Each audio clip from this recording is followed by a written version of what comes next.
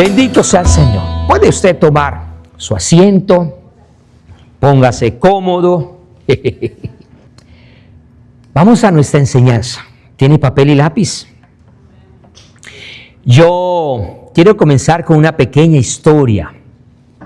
Y esa historia tiene que ver con un acontecimiento triste. Aconteció aquí en Miami, en el año 2021. Eso ocurrió el 24 de junio. Y fue el derrumbe del Chaplain Towers South Condo. Usted recuerda ese condominio de 12 pisos en Southside, allá en Miami. Esto ocurrió a la 1:25 de la mañana. Todos durmiendo. De las 136 unidades o apartamentos que habían en ese edificio, 55 del lado noroeste estuvieron involucradas en ese derrumbe, dando como un resultado de 98 muertos y 11 heridos. Ese edificio fue construido en 1981 y según la comisionada de Southside, Eliana Salzhauer, el edificio estaba pasando por un proceso de inspección para la rectificación que deben de cumplir todas las unidades, todas las edificaciones alrededor de sus 40 años. Ella estaba en ese proceso. Sin embargo, durante ese proceso, el desgaste de este edificio se les adelantó. De acuerdo a la investigación de la Universidad Internacional de Florida, se analizó que los datos de los satélites, esto me sorprendió cuando yo leía esto, los satélites europeos de teledetección disponibles al público, hay satélites que no solamente están comunicando. Uno cree que solamente es para transmitir datos, información. No, nos están analizando y están estudiando. Mire lo que dice la Universidad Internacional de Florida. Estas entidades están estudiando y estaban analizando la construcción y dijeron que ese edificio se estaba hundiendo desde la década de 1990 a una tasa significativa aproximadamente de 2 milímetros o 0.08 pulgadas por un año. ¿Usted sabe lo que son 2 milímetros para usted y para mí? ¿Qué son 2 milímetros? Y en un año, 2 milímetros, ¿qué es?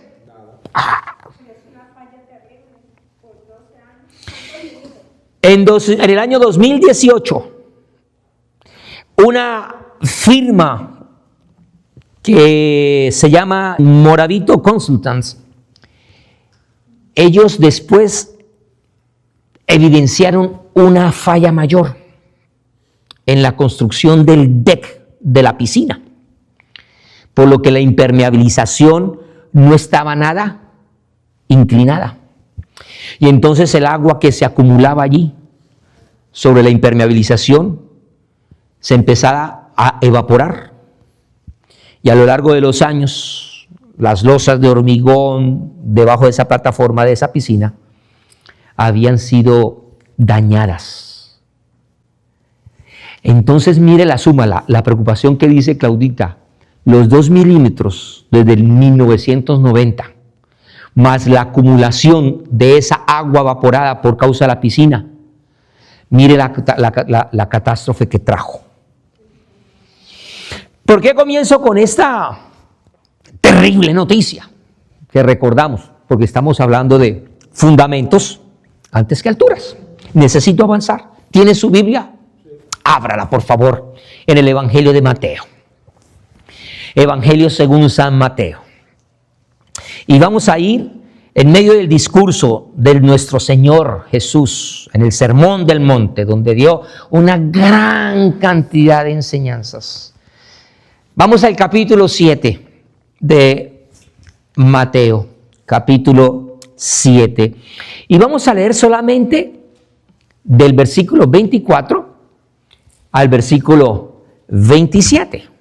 Nos vamos a enfocar esta mañana a trabajar bajo la gracia del Señor en estos versículos. Yo sé que usted ya lo tiene, ya está proyectado. Leemos la palabra del Señor con reverencia y dice nuestro Salvador: cualquiera pues que me oye estas palabras y las hace, le compararé a un hombre prudente que edificó, oikodomeo es la palabra griega que está ahí, su casa sobre la roca. Descendió lluvia y vinieron ríos y soplaron vientos y golpearon contra aquella casa, y no cayó porque estaba fundada, temeleio, sobre la roca. Pero cualquiera que me oye estas palabras y no las hace, le compararé a un hombre insensato que edificó su casa sobre la arena. Y descendió lluvia, y vinieron ríos, y soplaron vientos. Cuando viene lluvia, agua y vientos, eso se llama tormenta. Diga conmigo, tormentas. Y esas tormentas dieron con ímpetu contra aquella casa y cayó, y fue grande su ruina. Puede poner su dedito ahí en su Biblia, ahora la vamos a usar. Pero por ahora quiero que nos enfoquemos en esas dos palabras griegas que yo le mencioné. Vamos a trabajar por un momentico en la primera palabra, que es oikodomeo, que es una palabra muy rica en cuanto a todo el simbolismo y todo el significado que tiene en el Nuevo Testamento, y es muy usada tanto por el Señor Jesús como por Pablo, y tiene una riqueza en la cual va a traer a los creyentes, a usted y a mí, unas enseñanzas bien interesantes sobre lo que es el reino de Dios. Esta palabra, oikodomeo, es una palabra que va mucho más allá de la simple idea de construir. Esta palabra va a encerrar toda una enseñanza teológica, todo un marco doctrinal teológico que está relacionado con nada más y nada menos que el crecimiento espiritual, con la formación del carácter. Esta palabra tiene que ver también con lo que es la edificación comunitaria o la edificación de la iglesia, pero además tiene que ver con la consumación del propósito de Dios. Mire todo lo que representa esa palabra que nosotros estamos utilizando ahí, la palabra edificar, pero todo lo que va a tener de enseñanza para nosotros allí. Esta palabra está conformada de una raíz, que es la palabra ecos, y esa palabra oikos o ecos, de ahí viene, esa palabra se traduciría como casa, como familia, como hogar, pero también se utiliza para patrimonio. De esa palabra viene una palabra muy conocida por usted, que es la palabra economía, de economía. Esa sí es muy conocida por usted. Bueno, esta palabra oikos, que viene allí, se combina con la otra parte de la palabra, que es domeo o demeo, que tiene que ver con construir o con levantar una estructura. Y cuando el Señor está hablando de esta metáfora o esta comparación, esta parábola, para dar una riqueza a sus oyentes, ellos en el mundo griego, en el mundo del pensamiento griego, en el Nuevo Testamento, pues va a adquirir una riqueza que ellos van a comprender, porque no solamente tiene que ver con construir una casa o con levantar un edificio o edificar una estructura. Esta palabra tiene un sentido mucho más profundo. ¿Por qué? Porque cuando miramos lo que trasciende esta palabra, la idea fundamental de esta palabra oikodomeo, escuche muy bien, y si está tomando apuntes, sería bueno que usted lo apunte. Porque el sentido completo es el de poder tomar algo que está incompleto o que no tiene forma, que no se ha realizado, algo que está incompleto, y desarrollarlo hasta lograr el propósito por el cual eso fue pensado, fue diseñado. Esa idea es importantísima tenerla. Tomar algo que está incompleto y hacer que esto logre el propósito por el cual fue diseñado. O sea que cuando miramos esta definición o esta enseñanza que Jesús le está dando primeramente a los oyentes y también a nosotros, nos está hablando de no solamente añadir algo nuevo, de no solamente hacer una estructura para que llegue hasta su madurez o hasta que llegue a su plenitud.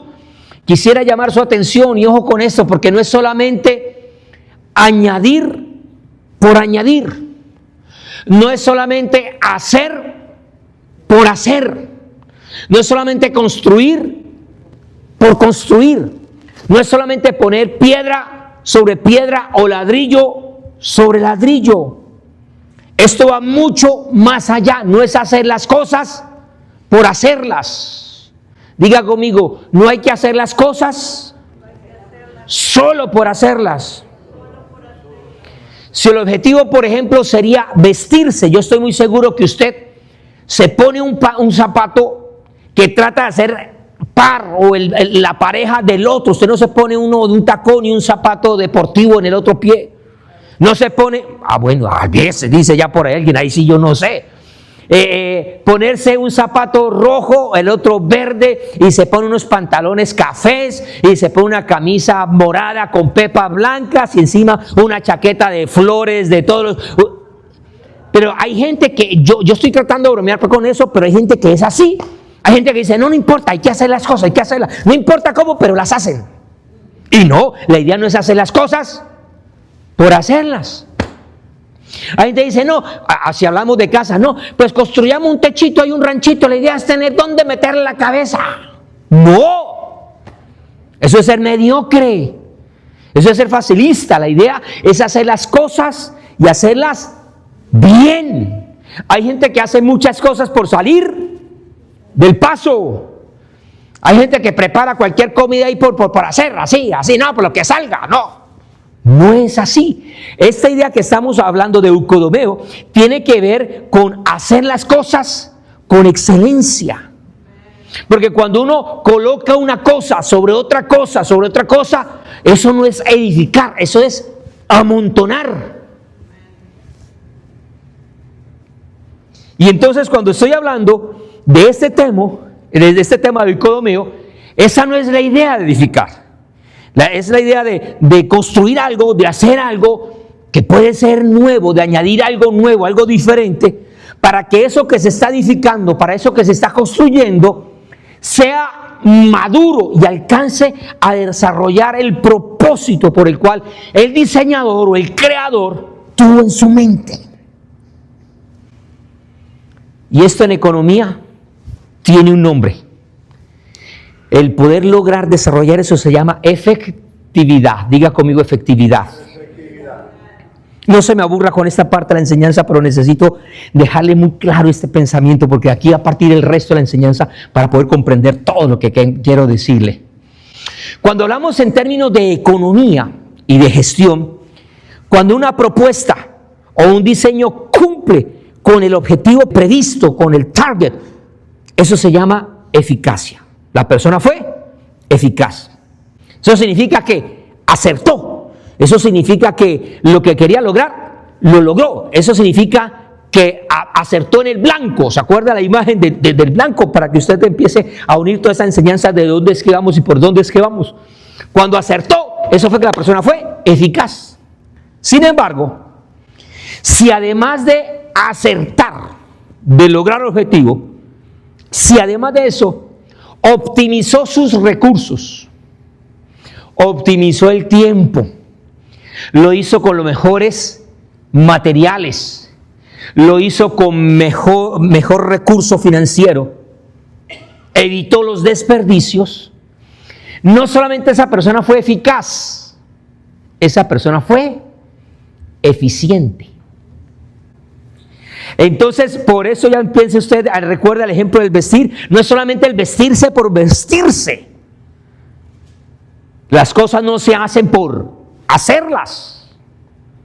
Hay que ponerle la mente y hay que ponerle el corazón. Por eso hay mucha gente que le va mal en la vida, porque hace las cosas por hacerlas. Entonces se casa porque hay que casarse. Se mete a estudiar una carrera. ¿Y usted por qué estudia? No, pues porque toca estudiar algo. ¿Pero qué va a estudiar? No me gusta eso, no lo quiero. Y entonces hacen las cosas porque hay que estudiar, porque hay que salir adelante, porque hay que... Pero no están siendo eficaces, no están logrando el propósito por el cual Dios lo ha diseñado. Y entonces hay una serie de palabras que necesito rápidamente dejarle usted clara para poder entender la importancia de lo que es saber edificar. Porque no hay que edificar por edificar, sino que hay que saber edificar. Ya usted conoce lo que es la eficacia, ya se lo definí. Esto se centra solamente en el resultado final, ese es su objetivo, es alcanzar la meta propuesta, es lo que quiere. Sin embargo, está la palabra eficiencia. Y la palabra eficiencia ya no se centra en el objetivo, sino se centra en el proceso. Ahora diga conmigo proceso.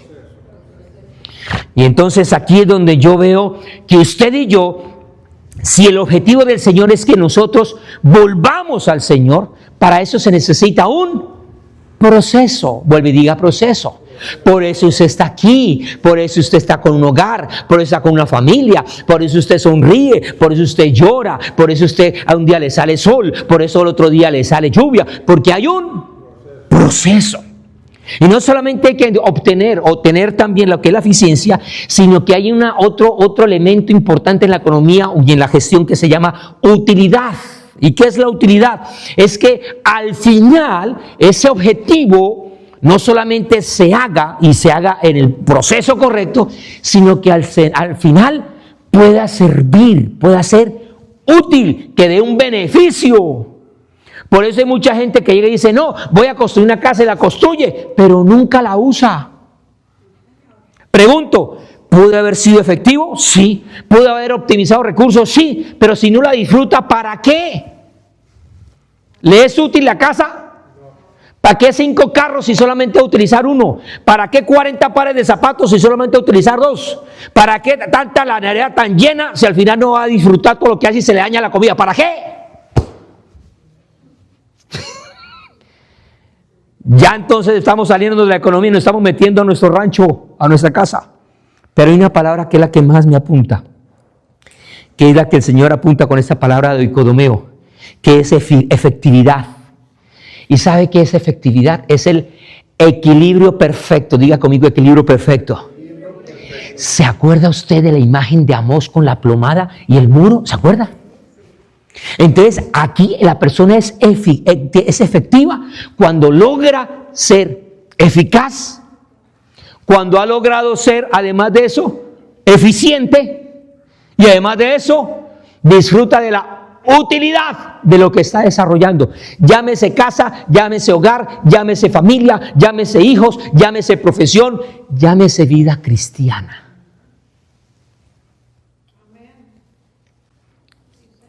Ahora, todo esto nos lo enseña esta palabra que estamos viendo ahí en el griego.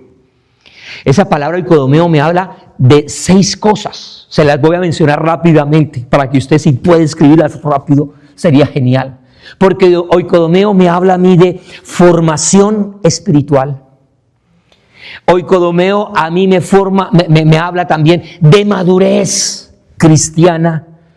Me habla también a mí de fortalecimiento de la fe. Nosotros necesitamos ser fortalecidos en la fe. Para eso necesitamos oikodomeo. Oikodomeo me habla, número 4, a mí del crecimiento en el reino de Dios. Me habla del desarrollo del cuerpo de Cristo y finalmente de la restauración de vidas. Todo esto en esa sola palabrita que uno muchas veces lee de Mateo y dice, la casita, sí, la casita que permanece y la casita que se cayó. Todo esto tiene que ver con nosotros. Y entonces cuando nosotros vamos a profundizar en la Escritura, vamos a ver cómo esta palabra oikodomeo es muy usada como imagen de ese edificio espiritual que somos usted y que somos nosotros, cada uno de nosotros. Por eso Pablo la usa en la primera carta a los Corintios, en el capítulo 3, verso 9. En esa primera carta de Pablo a los Corintios dice, vosotros sois edificio de Dios. ¿Qué eres tú? Un edificio. Y entonces ahí viene esa palabra de que usted es edificado. Y es edificado por un dueño y por un propósito. Es el propósito de Dios. Y a partir de esto entonces vamos a encontrar esta verdad fundamental, que yo sé que ya está en su mente, en su corazón, por lo que ha podido recibir estos domingos. Primero que todo, hay un arquitecto. ¿Quién sería ese arquitecto? Diga conmigo, Dios. ¿Quién es el arquitecto? Dios es el arquitecto. Por un lado, Él es el arquitecto, Él es el diseñador. Pero hemos aprendido también, número 2, que Cristo es el fundamento. Y entonces usted recuerda lo que dice allí en Pablo, en la primera carta a los Corintios, en el capítulo 3, verso 11. ¿Qué dice primera carta a los Corintios 3:11? Dice, porque nadie puede poner otro fundamento que el que ya está puesto, el cual es Jesucristo. ¿Quién es el fundamento? Jesucristo. Y entonces podemos recordar también las palabras que el Señor le dice a Pedro en la declaración con la cual comenzamos esta enseñanza, cuando el Señor le dijo, y yo también te he dicho que tú eres Pedro, y sobre esta roca edificaré mi iglesia, y las puertas del infierno las puertas del Hades no prevalecerán contra la iglesia. Y entonces también recordamos lo que dice Hechos capítulo 4 y verso 11, que dice el escritor dice que Jesús es la piedra reprobada por vosotros los edificadores, la cual ha venido a ser la cabeza o la piedra angular. Cristo es el fundamento.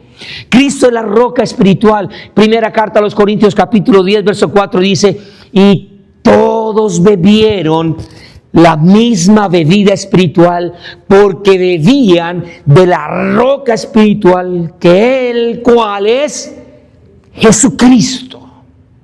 Y para finalizar, entonces nos dice que Cristo es el cimiento más seguro. Primera carta a los Corintios 3:11 dice, porque nadie puede poner otro cimiento que el que ya está puesto, el cual es Jesucristo.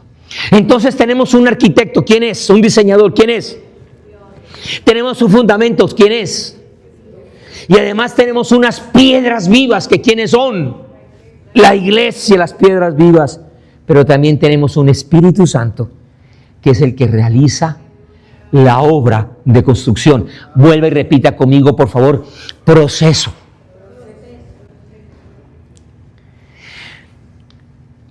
Quiero decirle con todo cariño, toda edificación cristiana, toda vida cristiana, comienza bien si está sobre el fundamento correcto. Si está bajo o sobre otro fundamento, eso le va a ir más o menos 3/4. Y cuando pasen las décadas y las inspecciones y los análisis de los satélites, los van a analizar y van a decir, la plomada no está alineadita, se desviaron solamente 2 milímetros, pero parece insignificante, no está logrando la efectividad que es necesaria, entonces le va a ir mal. Por eso es que Pablo insiste, vuelve otra vez Pablo y dice, él insiste, no solamente basta con construir, sino que hay que saber construir, y hay que construir sobre Cristo. Diga por favor amén.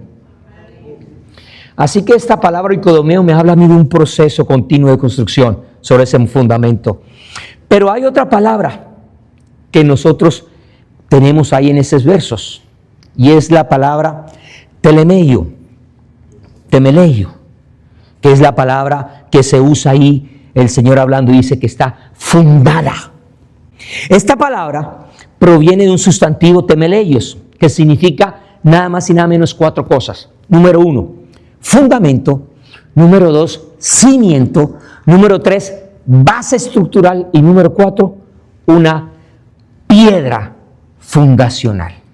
Y esta palabra también ocupa una importancia muy trascendente dentro de toda la teología cristiana, porque entonces describe una acción que tiene que ver con el poner un fundamento firme, tiene que ver con el poder establecer una base firme, con el afirmar sobre una base que además es inconmovible, que hace que toda la construcción sea estable para poder darle solidez y permanencia. Así que mientras oikodomeo trata con el proceso de construcción y el crecimiento de construcción, telemeio se concentra en poder hacer posible que la construcción permanezca en pie. Ya entiendo otra vez por qué es importante no solamente el hacer las cosas por hacerlas. Que eso de, no estoy hablando de construir una iglesia, aunque hay que tener muy buen el oikodomeo y el telemeio para poder construir una iglesia, y vamos a desarrollar, sino que quiero enfocarme en usted como vida. No es que usted viva su vida por vivirla, sino que hay que saber edificar su vida. ¿Cuántos dicen amén? Por eso estamos hablando de nuestro tema, fundamentos antes que alturas. Ese es el orden divino. Esa es la clave del crecimiento real, y así fue que le pusimos a esta serie de enseñanzas.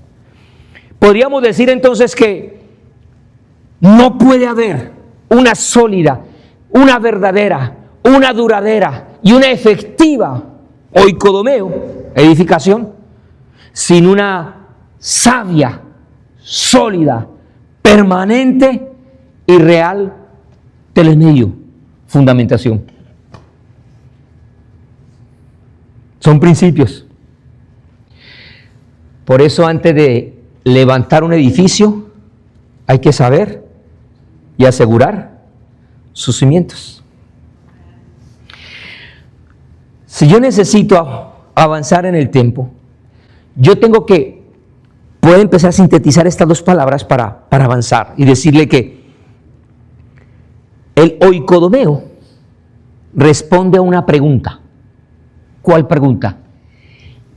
¿Qué es lo que está construyendo Dios? ¿Qué es lo que está haciendo Dios en ti, contigo y a través de ti? ¿Qué es? Pero telemeio me va a llevar a mí a responder la pregunta sobre quién está construyendo Dios en ti, sobre quién. Y eso nos va a llevar entonces al fundamento. Lo interesante es que el Señor utiliza todas estas dos palabras y nos habla de dos referencias. Capítulo 7 de Mateo. Le dije que pusiera su dedito ahí. Céntrese en el verso 24. Dice el verso 24, que descendieron lluvia, descendieron o vinieron ríos, soplaron vientos, y todo esto golpeó contra aquella casa y no cayó, porque estaba fundada sobre la roca. Y entonces aquí vamos a encontrar este concepto de telemeio que, aunque no aparece ahí tan literal para nosotros comprenderlo, sí se marca una diferencia. Y sabe una cosa, la diferencia de las dos casas no estaba en el tamaño de la casa. Diga conmigo tamaño. No estaba en la apariencia de la casa y tampoco estaba en la ubicación de esa casa.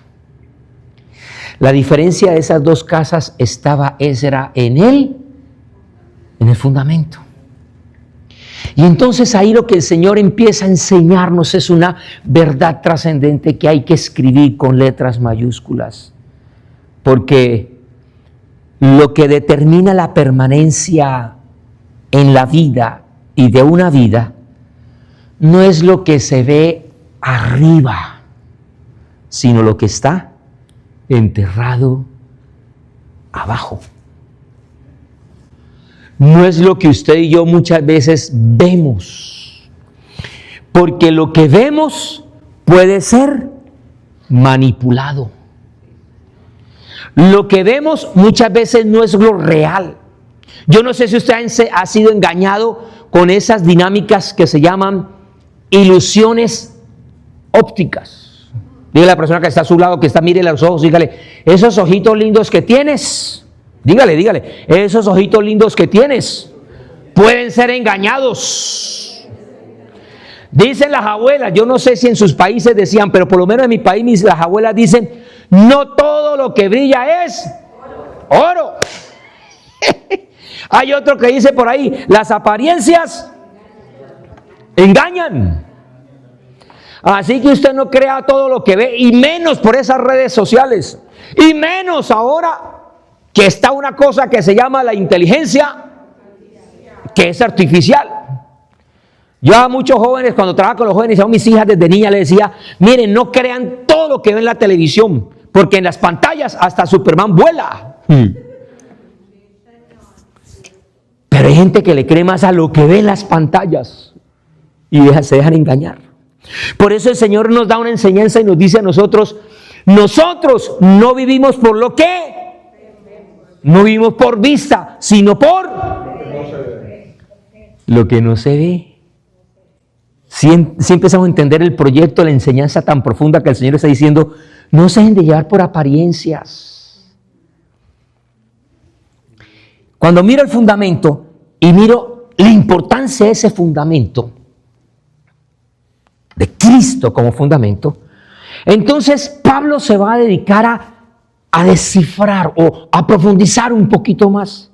Y entonces nosotros leemos ahí en la primera carta a los Corintios, en el capítulo 3, dice que nadie puede poner otro fundamento. Diga nadie.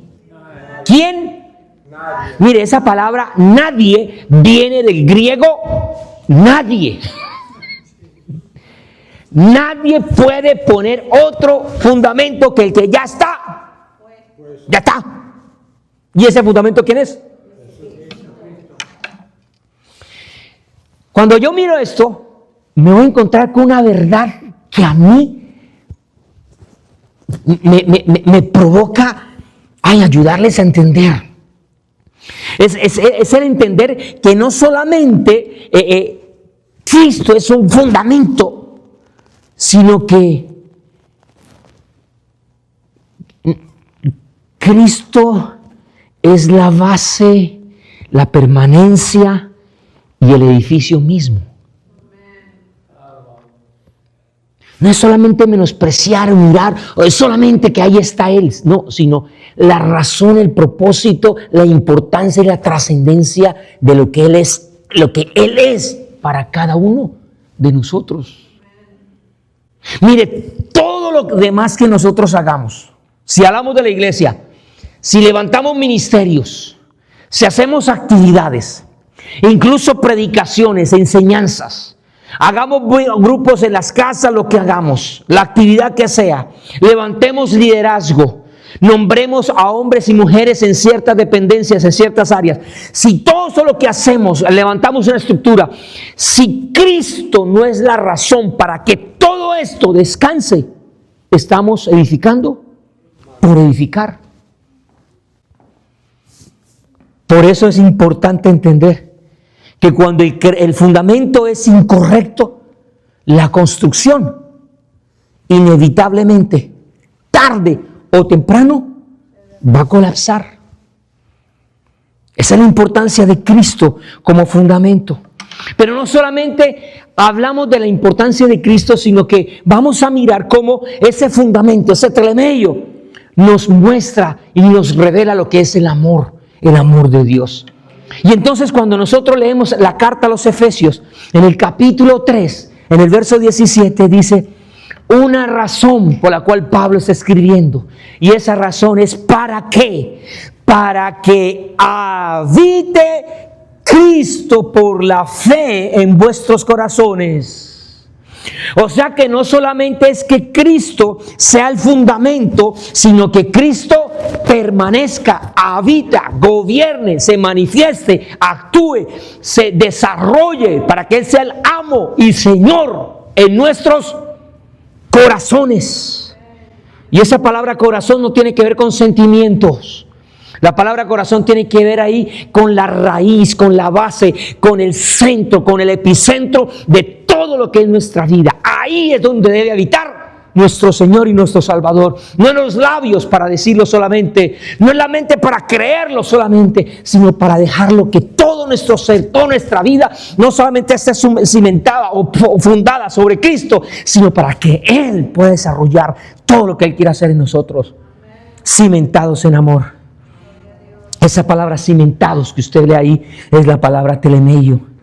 Y entonces aquí en esta palabra el apóstol está mezclando dos imágenes para poder nosotros en nuestra mente comprender. Por un lado está pensando en una planta que es arraigada, que tiene raíces profundas, fuertes, firmes. Y por otro lado está hablando de un edificio que tiene muy buenas fundamentaciones. Pero ambas están apuntando a la misma realidad. ¿Cuál es esa realidad? En que la vida cristiana necesita profundidad. Diga conmigo, Señor, dígalo, Señor, ayúdame para que mi vida tenga profundidad. Y aquí podríamos desarrollar un tema para desarrollar y poder mediar profundidad en qué. Y podríamos decir profundidad en la intimidad, profundidad en la palabra, profundidad en la comunión los unos a los otros. Y podríamos desarrollar muchas cosas, pero no quiero detenerme. Solamente quiero que usted tenga presente que su vida necesita profundidad. Quiero decirle con todo amor que la madurez espiritual no se obtiene, no se alcanza, no llega por experiencias ocasionales que de vez en cuando tiene la persona. No. La madurez cristiana se obtiene cuando una persona cada día tiene más profundidad en ese fundamento que es Cristo. No depende de actividades que se hacen diariamente. Sin una devoción profunda, sin un conocimiento cada vez más profundo, sin una convicción relacional de sinceridad. Por eso hay personas que solamente oran y oran y oran y tienen vida de oración, sí, todos los días oran, pero sus oraciones son vanas repeticiones, lo mismo, las mismas frases. Es una rutina diaria, pero no hay convicción, no hay profundidad. Decía el pastor Adrian Rogers en una predicación que escuchaba esta semana acerca de la oración, decía, hay muchas oraciones que son como lagos asentados, son puras palabras y palabras muy asentadas, sin vida, mientras que hay otras oraciones que son ríos corrientosos, son profundas, son diferentes, no son rezos. Es algo que brota desde lo más profundo, diga profundo. Y eso cambia. No es decir frases por decir frases. Hay gente que repite, la sangre de Cristo, la sangre de Cristo. ¿Algún problema? La sangre de Cristo. La sangre, puras experiencias, puras palabras, pero no hay convicción en la profundidad de las palabras, que es diferente. Gente que está gritando cada rato, ¡ay, gloria a Dios, santo! Se le viene todo eso, pero no son sino experiencias momentáneas y eso no significa que sea maduro. Pero hay mujeres que pueden estar, o hombres que pueden estar hablando, ¡ay, santo, santo, aleluya, aleluya, gloria a Dios, gloria a Dios! Pero si no hay madurez, no hay entonces esa revelación de la profundidad con ese Dios que se tiene. Lo mismo puede decir, no, yo voy a tener buenas obras, voy a regalarle algo al necesitado, a un pobre, a alguien, le voy a regalar. No es lo mismo regalar por regalar, no es lo mismo porque es que me está estorbando ese par de zapatos, entonces voy a regalar, me voy a desencañengar, voy a salir del paso y saco lo que tengo ahí, más por dar. Que cuando usted dice, voy a dar algo, porque nace del corazón y así me cueste, no voy a dar algo que está ni dañado, no es algo que me estorba, no es algo que se me va a dañar rápido ahí, entonces regalo porque es que se me va a dañar. No. ¿Sí nota la diferencia entre lo que es orar, actuar, regalar? No es lo mismo cantar por cantar. No es lo mismo después levantar. Esa es la importancia de edificar una vida cristiana. Ahora no solamente hablamos del amor, sino que a nosotros esa palabra telemeio también me habla a mí de la estabilidad espiritual. Y le puse esa imagen ahí, porque a veces esos dos benditos elementos que pueden estar sobre la roca, mire, las puse sobre una roca ahí. Pero ¿cuántos de nosotros hemos tenido luchas y peleas porque el corazón, digo el corazón y me toca la cabeza, porque el cerebro, la mente dice una cosa y el corazón quiere hacer otra? ¿Cuántos hemos tenido esa lucha, esa batalla? Y somos cristianos. Aleluya, gloria a Dios. ¿Sí? Que repetir aleluya, gloria a Dios no me hace cristiano. Ni estar diciendo la sangre de Cristo, la sangre de Cristo. Ay, Jesús. No. Ni por recitar el Salmo 23, ni el 91, ni el 1. Pero tenemos esa dicotomía entre el cerebro y el corazón. Y entonces cuando yo leo lo que Pablo dice en su carta a los Colosenses, dice: si en verdad permanecéis fundados, mire, las palabras que Jesús está diciendo en Mateo, Pablo las está usando aquí, fundamento. Si ustedes en verdad permanecen, no es solamente estar fundados. Y le puse atrás una edificación, antes de ese versículo, ¿se acuerdan la que estaba ahí de la Acrópolis? La edificación griega lleva años, décadas, siglos, y permanece. El edificio que construyeron en el 81, allá en Surfside, ya no está. Y entonces Pablo dice: si ustedes realmente permanecen, si en verdad permanecen fundamentados o fundados y firmes en la fe, y sin moverse de la esperanza del Evangelio, el que habéis oído, el cual se predica en toda la creación que está debajo del cielo, y del cual yo, Pablo, fui hecho ministro.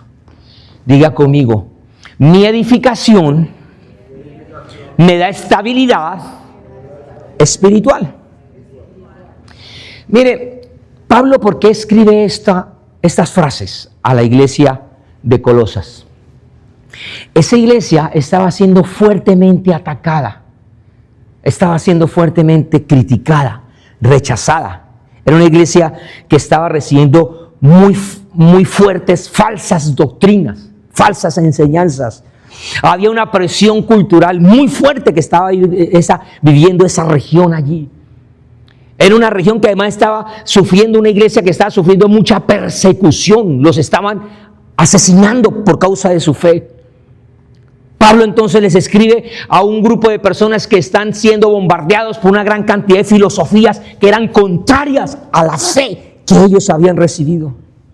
Así que yo esto lo que estoy viendo es que la respuesta del apóstol Pablo no era decirles: mire, aprendan más Biblia, reciban más información, conozcan más, lean más, oren más, ayunen más. Pablo no le está diciendo eso, como muchas veces nosotros como consejeros le decimos a una persona que está con problemas: mire, hermano, ¿sabe qué? Ore. No, hermano, declare. No, hermano, confiese. No, hermano, decrete. No, hermano, ayune. No, Pablo no está diciendo haga ni tenga más información, no haga esto. Pablo lo que está diciendo en su preocupación, en esa respuesta ante esas circunstancias, esas tormentas que está viviendo la iglesia de Colosas, no era que tuvieran más experiencias, ni que hicieran más actividades, que evangelizaran. No, no. Él les está diciendo: es necesario que ustedes tengan una fe profunda, bien fundamentada. Dile a ese hermano que está a su lado: trabaja en tu fe. ¿Qué hay que hacer con la fe? Hay que trabajarla. Eso no es que porque yo vengo ahí, pacto, como dicen algunas, trae plata y trae ofrenda, Señor. Oh, Señor, aumenta la fe. Señor, haz el trabajo tú. Haz el trabajo. Y el Señor, yo soy fundamento. Hay un diseño que el Padre creó. Ustedes son las piedras, pero está el Espíritu Santo que les está ayudando al proceso de profundizar en la fe. Esa estabilidad doctrinal es una de las características especiales y esenciales de esta palabra telemeio. Por eso es que es muy importante no solamente con conocer la verdad, hay que estar firmes, arraigados, establecidos en ella. Diga por favor amén. Mire esta imagen. Quiero llevarlo a otro de los textos bien importantes que nos habla ahora el apóstol Pedro. Jesús habló de estas palabras, Pablo le dio amplitud. Y Pedro, la roca que dijo, yo voy a dar esa roca. ¿Se acuerdan la frase de la expresión de la roca? Y que algunos dicen, no, Pedro es la roca. No, Pedro no es ninguna roca. ¿Sabe qué? Dice Pedro, que dice que usted y yo somos las piedras vivas, que Cristo es la roca. Utiliza esas palabras también Pedro. Y en su primera carta, en el capítulo 5, verso 10 dice, mas el Dios de toda gracia que nos llamó a su gloria eterna en Jesucristo, después que hayáis padecido un poco de tiempo, diga tormentas, Él mismo os perfeccione, afirme, fortalezca y esa palabra establezca viene de la misma raíz, de la misma esencia de la palabra telemeio. Pedro le está escribiendo también a creyentes que están sufriendo. Diga conmigo sufrimiento. Yo no sé por qué hay tantas enseñanzas que se predican en los altares que llevan a la gente a evitar el sufrimiento, a hacerle el quiebre, el quite al sufrimiento. Oh, pare de sufrir. Hay uno por allá que se volvieron famosos diciendo, pare de sufrir. Hay cristianos que rehúsan. Ellos dicen, yo rechazo el sufrimiento, no lo acepto, yo decreto, yo anulo, yo detono. Hay gente que pelean con el sufrimiento. Pero Jesús dijo, no importando la casa, van a venirle lluvias, van a venir ríos, van a venir vientos impetuosos, fuertes. Diga conmigo tormentas. Dígale a la persona que está a su lado, dígale, mire los ojos, dígale, te vendrán tormentas. Dígaselo. Muchos creen que el aceptar a Cristo ya es un pasaporte directo para evitar el sufrimiento. La vida es como un viaje. Y en todo viaje pueden haber retrasos. Le pueden cancelar el vuelo. Le pueden poner problemas migratorios en la aduana. Eso puede ocurrir. Yo iba manejando mi carro esta semana muy bueno en un viaje, y cuando iba ahí, ¡pum! Tremendo clavo por doble, ¡pum! Se me dañó la llanta. ¿Bien? ¿Bien? Y además lloviendo. Y además de eso había acabado de almorzar, tenía la barriga llena y yo tratando de... Yo sentía el almuerzo que me... Y yo podía decir, ay, pero ¿por qué, Señor, si lloré esta mañana? Lloré, ¿por qué? Porque es que a las casas, no importando, a todas les va a caer tormentas. Ahora, ¿por qué le digo esto? Porque quiero que usted note la progresión de lo que Pedro le está diciendo a esa iglesia, a la gente le está diciendo, mire, esas tormentas y todo esto va a hacer que Dios en ustedes, número 1, los perfeccione. Número 2, los afirme. Número 3, los fortalezca. Y número 4, los fundamente o los establezca. En otras palabras, Pedro no está diciéndole, no van a tener sufrimientos. No va a evitar el sufrimiento. Por el contrario, Pedro está diciendo, Dios va a utilizar ese sufrimiento para profundizar sus fundamentos, sus cimientos. Si es así, diga conmigo, levante su mano derecha y diga, bienvenidos los sufrimientos. Ya que más de uno allá en la pantalla está diciendo, anulo, reprendo, y me está escribiendo ahí, yo lo rechazo en nombre de Jesús, yo cancelo eso, no quiero sufrimiento. Es más, yo traigo una ofrenda y pacto para que no me den sufrimiento.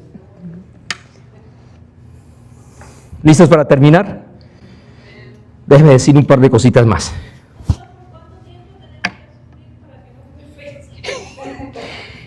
Muy buena pregunta. Muy buena pregunta. Ya vamos a mirar. Acompáñenme a Efesios. Vamos a la carta a los Efesios en el capítulo 2. Porque quiero mirar precisamente acerca de eso. De lo que hay que hacer con ese fundamento y la perseverancia. El temeleio y la perseverancia. Y entonces cuando yo veo que si hay una construcción que tiene fundamentos superficiales, que al parecer se ven majestuosas esas edificaciones, imponentes, impresionantes, por un tiempo, va a llegar un momento donde la prueba, el dolor, el sufrimiento, esa prueba que Pedro dijo que iba a ser por un corto tiempo, va a mirar entonces a evidenciar qué tan profundos son sus cimientos. Y entonces esto nos va a explicar a nosotros el por qué la Escritura va a relacionar constantemente la perseverancia con el sufrimiento. Y aquí vamos a empezar a desarrollar la pregunta que hace mi hermana Hermi. Porque, déjenme decirle, una fe auténtica no se desarrolla en los momentos fáciles, en los momentos de abundancia, en los momentos de alegría. Allí no se desarrolla una fe firme, una fe auténtica. Se demuestra es cuando las tormentas llegan. Me decía un hombre hoy, que era un hombre de Dios que admiro y quiero mucho, me dijo: pastor, me dieron la oportunidad de predicar. Yo, qué bueno. Dijo, pero no fue en el púlpito, en la iglesia. Fue porque murió un hermano allá en un velorio. A mí no me gusta ir a los velorios. Y cuando llegué allá, está el pastor fulano, está el pastor fulano, está la pastora fulano, los encopetados están allá. Y le dije: mire, ¿sabe una cosa? Yo no entendí ese versículo que decía que es mejor ir a la casa del dolor, del luto, de la muerte, que la casa del banquete. En la casa del banquete hay alegría y fiesta y música y todo bonito. La gente huele bonito, la gente está feliz. Pero el momento de donde hay necesidad, es diferente. Ahí es diferente. Entonces lo que quiero decirle con todo el cariño es lo que dice Efesios 2, verso 20. Porque la iglesia también tiene un fundamento. Y entonces recordamos que dice el apóstol, edificados, una vez más, sobre el fundamento de los apóstoles y profetas. Muchas personas han dicho y han utilizado este texto para decir: mire, la iglesia tiene un fundamento que es Cristo, pero tiene otro fundamento que son los apóstoles y profetas. Lo que quiere decir es que hay que edificar la iglesia sobre esos apóstoles y profetas. No está diciendo eso. Está diciendo que hay que edificar sobre el fundamento que los apóstoles y los profetas ya sabían, que solamente hay un fundamento, que ellos no son fundamento, que es uno. ¿Quién es ese? Jesucristo mismo. Entonces aquellas enseñanzas que usted dice: no es que yo soy el apóstol de la iglesia, yo soy la piedra de la iglesia, baila, friki mortis calaverus status, está mal, está tostado. Porque ya entendimos que el fundamento solamente es uno, y es Cristo. No está diciendo que hay que edificarse sobre los apóstoles o edificarse sobre los profetas. No, hay que edificarse sobre Cristo. Y después de Cristo, ahí sí viene toda una cantidad de ministerios y razones y actividades y todo. Pero la base es Cristo. Cristo es la piedra angular, es el primer nivel. El segundo nivel es la enseñanza apostólica que trae el fundamento doctrinal. Y número 3, esa iglesia nos muestra cuál es el edificio. La iglesia no puede estar reinventando fundamentos cuando se le da la voluntad. Mire, usted a una construcción le puede modificar las ventanas, ¿cierto, mi hermano Realtor? Usted puede modificar, tiene que pagar, tiene que sacar permisos.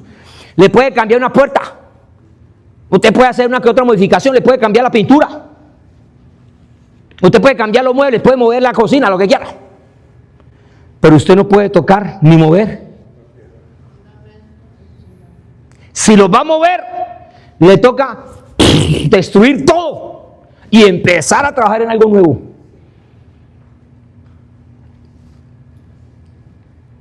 Por eso es que es muy importante, con esto empiezo a centrar en mi mensaje para que vayamos a la cena, que entendamos cuál es nuestra función pastoral, cuál es nuestra responsabilidad. Porque yo como pastor no solamente puedo venir y inspirarlos, motivarlos, aplaudirles, echarle porras. Eso se hace, sí. Pero yo tengo una responsabilidad, que es fundamentar la iglesia de Cristo.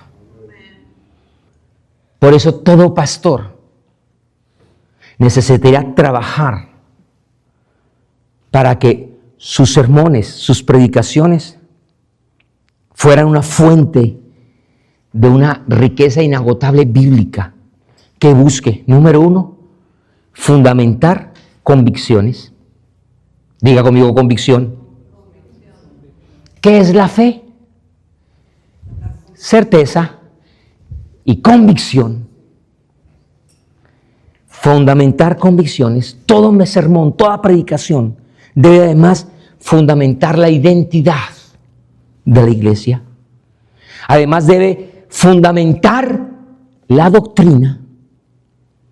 Hay gente que dice, no, yo no predico doctrina, yo los domingos predico es para que la gente venga y los entretengo y entre semana le doy doctrina. Está fallando.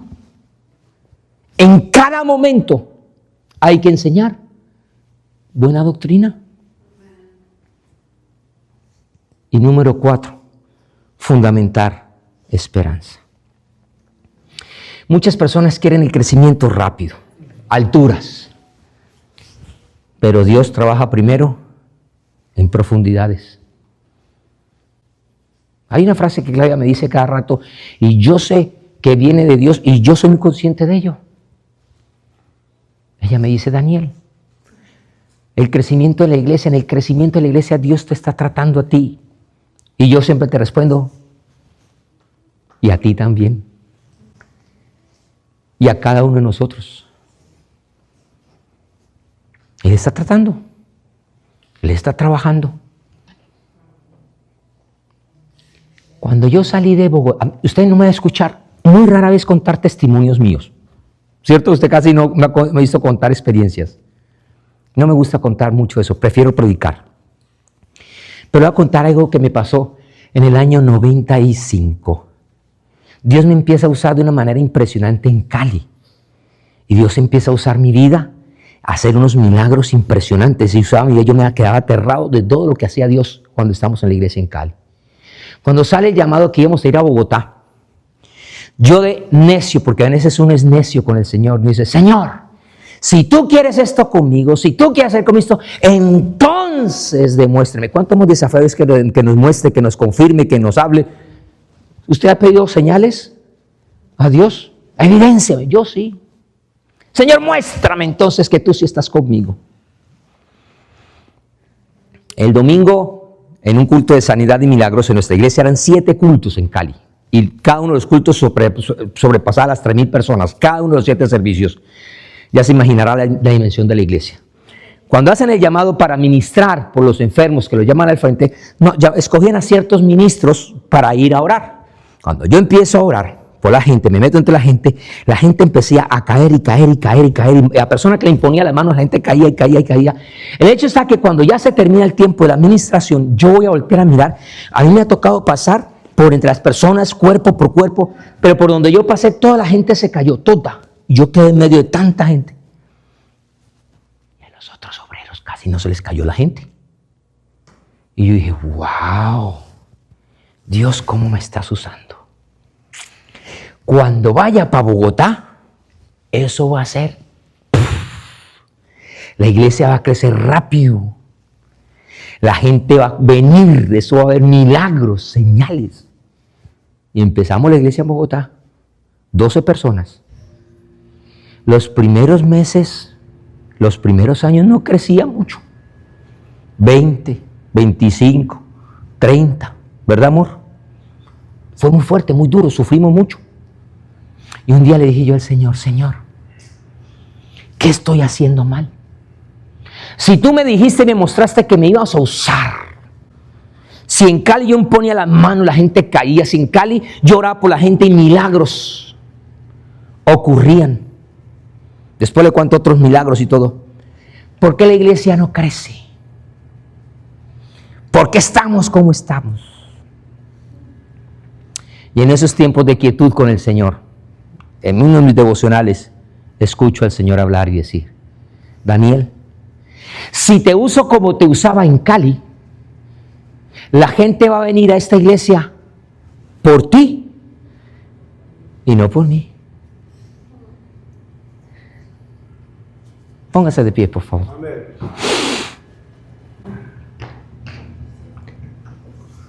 Por eso yo cada vez soy más consciente que lo que yo debo desarrollar en cada uno de ustedes es una profunda convicción de su fe en Cristo. Más que en experiencias, más que en una cantidad de situaciones. Si usted mira la Biblia desde Génesis hasta Apocalipsis, usted va a encontrar a Cristo, a Dios y al Padre, y a Cristo como el gran diseñador, como el gran arquitecto, como el gran constructor de esa nueva creación. Pero antes de levantar esa estructura, que va a ser definitiva del reino, Él establece un fundamento. Y ese fundamento empieza con Cristo y culmina con... Por eso Él es el alfa, principio. ¿Se acuerda usted cuando decíamos hace 8 días que para corregir las cosas bien hay que volver al... ¿Se acuerda? ¿Sabe qué dice Colosenses? En el capítulo 1, verso 16 dice, porque en Él, hablando de Cristo, en Él fueron creadas todas las cosas que hay en los cielos y las que hay en la tierra, visibles, invisibles, sean tronos, sean dominios, sean principados, sean potestados, todo fue creado por medio de Él y para Él. Y Él es antes que todas las cosas, y todas las cosas en Él subsisten.